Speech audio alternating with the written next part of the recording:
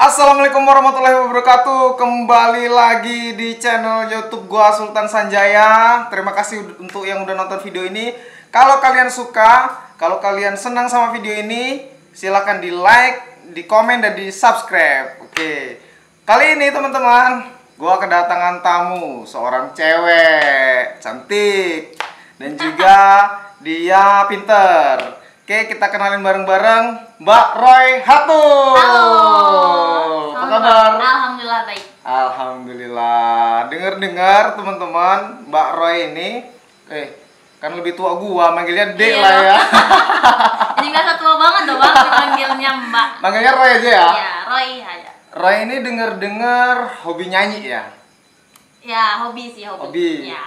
Kan waktu itu kita pernah sempat lihat-lihat Iya. lagu ya. Iya, lihat lagu, sempat ikut lomba juga ikut kan lomba waktu juga itu. gitu. Itu tuh dulu gimana sih hobi nyanyi itu memang hobi atau karena karena memang dulunya dipaksa nyanyi atau disuruh atau gimana? Jadi ceritanya itu ibu Ya. itu dulu vokalis gambus. Ibu Ya. vokalis gambus. Ibu itu dari keren. dari setelah menikah itu Ya. kan menikah setelah lulus SMA ya, berarti sekitar umur 19-20 tahun tuh ibu menikah. 19-20 tahun Ya. ya. Nah, kemudian kan di desa itu ada kayak sekelompok grup gambus itu baru merintis gitu, Bang. Nah, ibu ini termasuknya gadis-gadis desa yang masih baru nikah, masih banget baru banget gitu kan, keluar dari pondok terus udah menikah, terus hobi juga ibu tuh nyanyi. Akhirnya ibu itu ikutlah di gambus itu sekitar sampai saya tuh kelas berapa ya? Kelas 6 SD tuh ibu tuh masih kadang sesekali ikut tuh lomba ikut. nyanyi. Iya, ikut. Iya. Iya. Masih ingat nggak dulu apa nama grupnya? Masih dong. Apa namanya? Hizbus Salam Nada. Salam buat grup Salam. Udah kebayang belum? Masih ada nggak ya sampai sekarang ya? Masih sih, Masih ya? cuman udah mulai dimix sama kayak udah ada dangdutnya, udah ada. Itu kan sebenarnya kan gitu. kayak grup Qosidah. Ya. Ya kayak lagu-lagunya Almanar, begitu-begitu lah, ibu-ibu pasti tahu bisa. Jadi awalnya memang ibu hobi nyanyi di grup gambus itu. Ya. Terus Roy tahu kan karena Tahu. ibunya penyanyi kan. Iya, terus yang lucu lagi Bang ya. Masih sebelum sekolah Ya. itu kan dulu ikut ibu, kadang kalau deket gitu tempatnya itu ikut. Nah, suruh nyanyi dong gitu. Emang lagunya Itu tahu? tahu. Kalau masih ingat banget lagunya itu lagu Kota Santri. Iya. Oh iya. Kayaknya Bang Edi tahu nih. Suasana Ya. di kota santri. Betul banget, Itu ya. kalau nggak salah lagunya Gigi ya?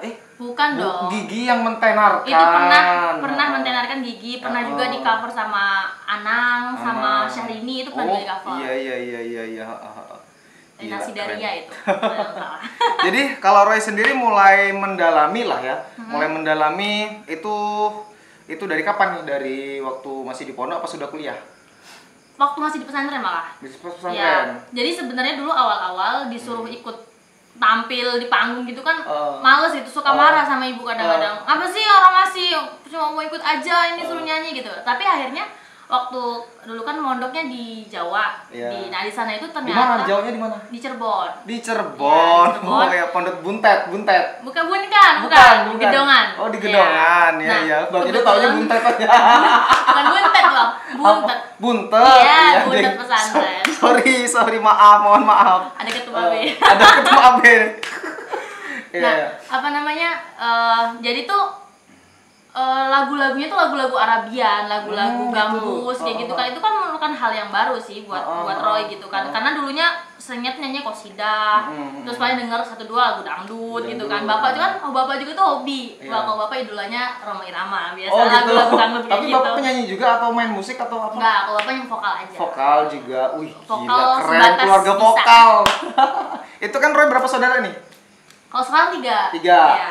Tiga-tiganya juga.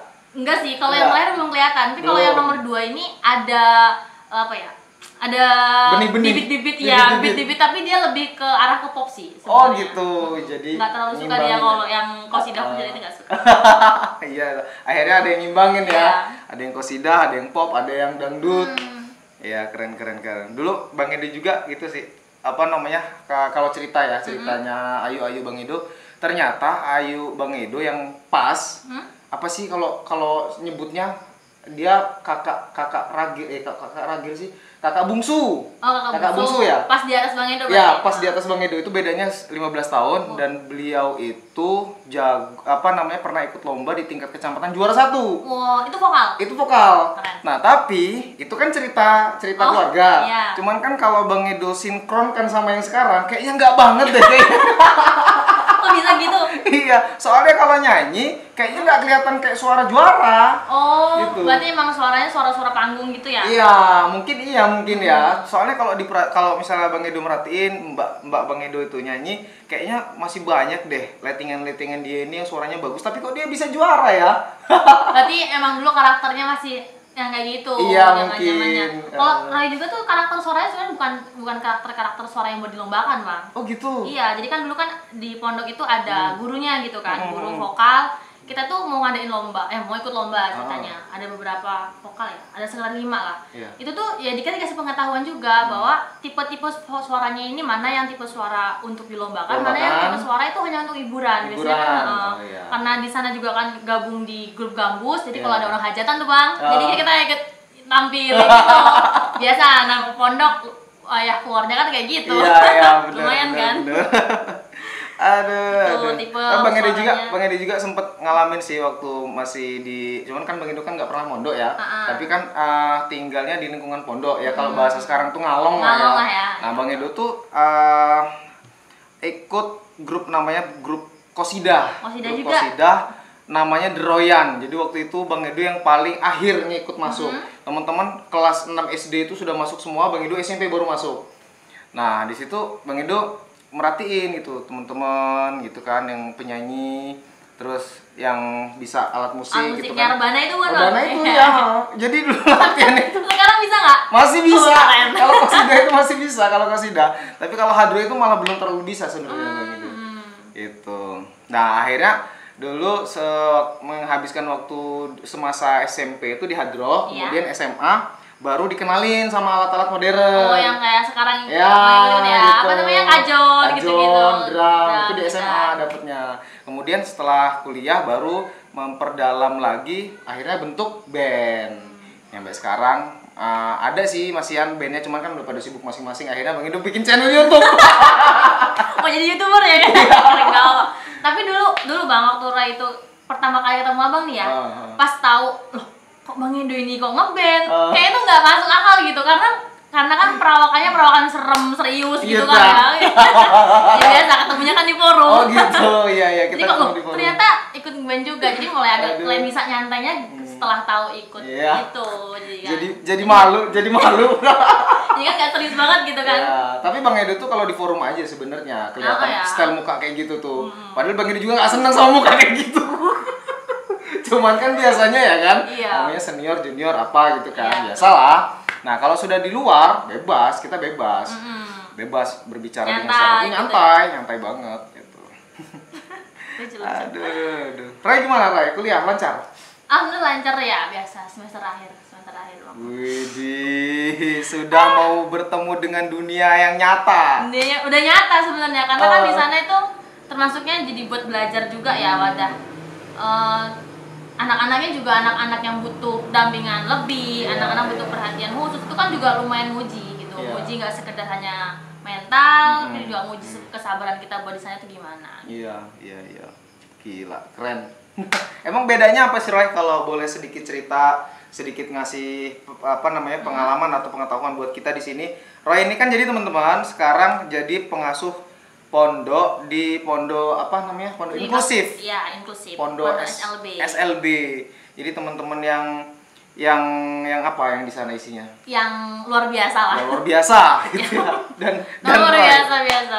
Dan Roy hari ini menjadi pengasuhnya, gila. Apa bedanya dengan ngurusin pondok yang normal dengan yang luar biasa? Karena kan sebenarnya ngambil perbandingannya lumayan mudah di satu tempat di situ sih Bang ya. Karena kan di pondok inklusif itu kita nggak cuma nampung yang SLB, jadi ada SLB-nya itu perempuannya itu 2, kemudian yang laki-lakinya itu ada 5 yang mukim. Gitu. Perempuannya 2, laki-lakinya 5, jadi totalnya 7. Iya, 8. 8 sama? Yang laki-lakinya ada berapa tadi? 6 akhirnya. 2 sama 6 ya. Yang laki-lakinya 6. Nah, ini kan di sana ada 21 orang. Nah, dari 21 orang ini dikurangin 8 orang. Nah, sisanya itu normal. Nah, perbandingan gitu. sebenarnya kita ngeliatnya di situ aja sih.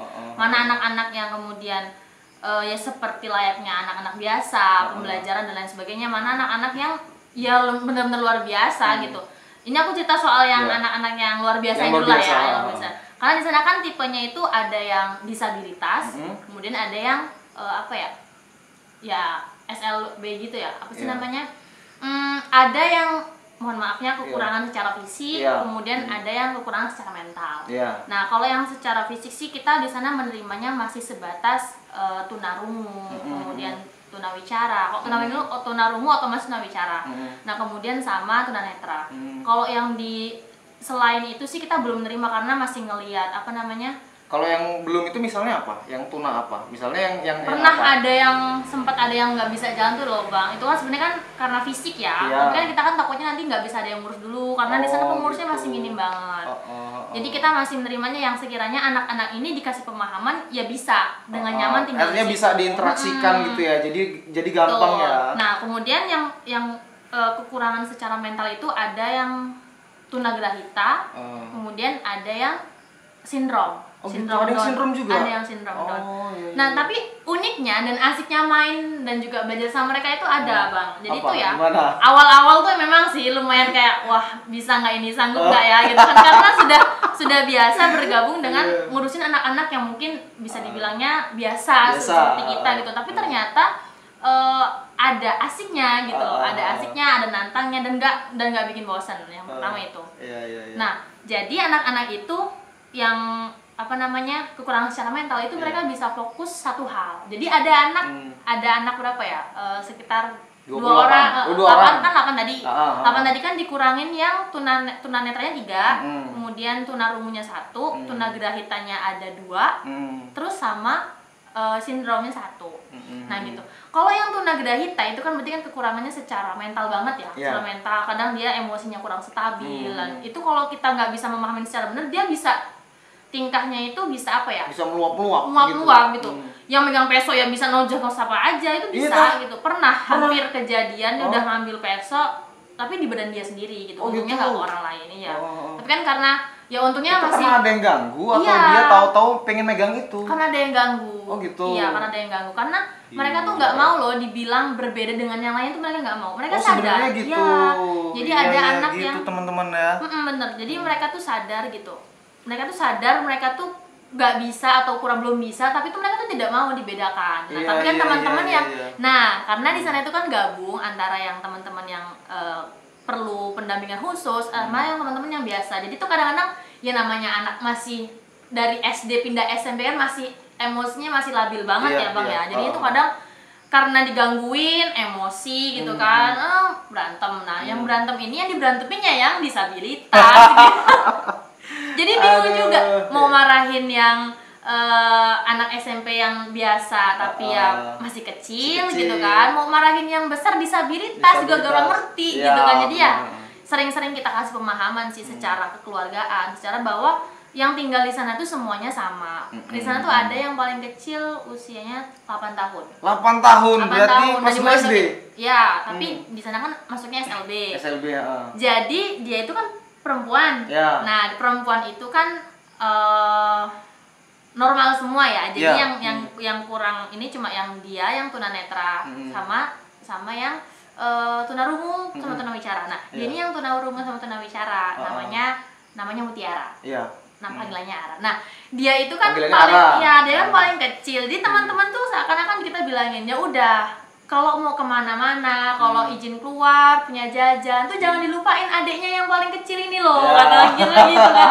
Karena dia nyambung tapi gitu. Karena komunikasi secara apa namanya pakai isyarat, ya teman-teman malah lebih jago daripada Roy gitu. Karena emang mereka tuh udah kayak kakaknya banget gitu. Alhamdulillahnya sih setelah berjalan udah lebih dari setengah tahun ya bang mereka udah nyaman sih taliannya gitu, udah lumayan banyak perkembangan dan lain-lain. Yang bedanya sih kalau anak yang normalnya lah ya, mereka tuh jadi ngerasanya pengennya tuh diperlakukan secara imbang dengan teman-teman yang SLB. Padahal kan nggak sesuai. Padahal mereka iya betul gitu.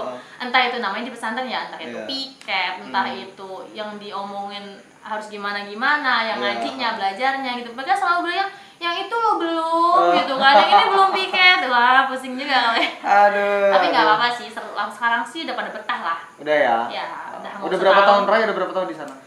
Mulai di sana bulan Juli kemarin. Bulan Juli ya. 2021. Udah satu. Jadi udah setengah tahunan. Ya. Iya, berarti Agustus, September, Oktober, November, Desember, Januari, Februari. Jalan 8 bulan. 8 bulan. Pernah nggak Roy?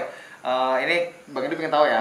Pernah nggak Roy di saat Roy lagi di sana ketemu sama persoalan-persoalan yang banyak di sana gitu kan?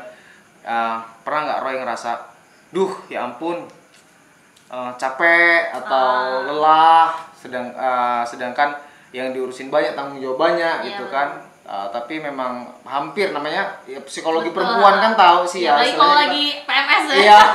Kalau laki mungkin bisa bisa melakukan suatu hal yang itu akan melupakan hal itu. Gitu. Tapi kalau cewek ini gimana nih? Gitu. Ada ininya nggak? Ada kuncinya nggak kira-kira? Kalau Ray sendiri ada. Jadi gimana? Ray kan termasuknya kan aktif di kampus, juga aktif di organisasi gitu kan. Kemudian juga sekarangnya kan di pesantren gitu.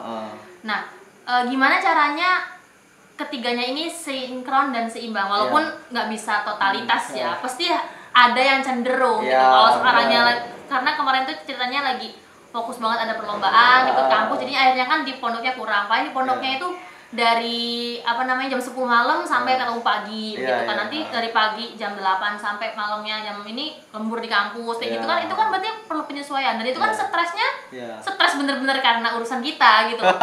Tapi ditambah lagi nanti pulang ketemu anak-anak harus ngajar gitu dan lain sebagainya. Tapi alhamdulillahnya malah yang tak rasain ketika ngalamin berat gitu di kampus, banyak pikiran dan lain, pas pulang itu hilang. Oh gitu ya karena jadi ada yang namanya anak yang disabilitas, kalau ketemu Roy ini nggak pernah telat manggil. Jadi baru nyampe jauh gitu ya, baru datang dipanggil masih Mbak di motor itu. Iya, karena punya Mbak Loy cantik gitu. Jadi kan ya udah lah, secara otomatis tuh ngademin terus hilang gitu loh. Jadi pernah kayak ngerasa boring lah ya, capek, bolak-balik terus kampus. Cobalah libur dulu 2 hari apa sehari gitu. Ya bener-bener ya biasa. Ya paling kegiatan anak-anak kan kalau sekolah kan dari jam 8 sampai jam setengah 1. Nanti duhur udah selesai, jam 2 mereka diniyah sampai asar. Nanti asar mereka piket, habis maghrib ngaji, isaan, nanti bisanya mereka ada diniyah lagi gitu. Nah, kita tinggal nyesuaiin aja. Kalau Roy kan jadwalnya paling cuma di pagi gitu kan. Di pagi kadang ngeliat anak-anak masak, karena sekarang udah anak-anak mulai belajar masak juga sih. Entah itu yang disabilitas, entah itu yang normal, semuanya harus belajar masak. Jadi kita dampingin gitu Bang. Jadi nggak hanya di sana nunggu gurunya datang yang SLB itu enggak. Jadi kita di sana tuh ya belajar masak, ya piket, ya kita perlakuan secara sama, walaupun ya tetap ada bedanya. Iya, ada nggak Roy? Bang Edu pengen tahu nih, kalau untuk ngasuh mereka itu kan ya adalah perintah kan ya, perintah yang dimana harus dilakukan, adalah sebuah kebaikan lah ya. Ada nggak Roy sesuatu pemahaman tentang itu, tentang ngurusin anak-anak itu yang memang itu pemahaman atau rasionalisasi berdasarkan pemikiran Roy sendiri gitu loh. Artinya bukan ngurusin anak-anaknya di pondok mengabdi gitu kan. Jadi bukan hanya sekedar ini adalah sebuah perintah, itu bukan, tapi memang rasionalisasi Roy gitu. Apa? Bang Edu pengen tahu itu. Oh, buat kegiatan anak-anak di sana gitu ya? Bukan kegiatan, artinya kenapa Roy masih bertahan di situ gitu. Iya, betul, tapi kan berdasarkan pemahaman atau kekuatan motivasi Roy sendiri. Ya, jadi sedikit cerita Bang ya.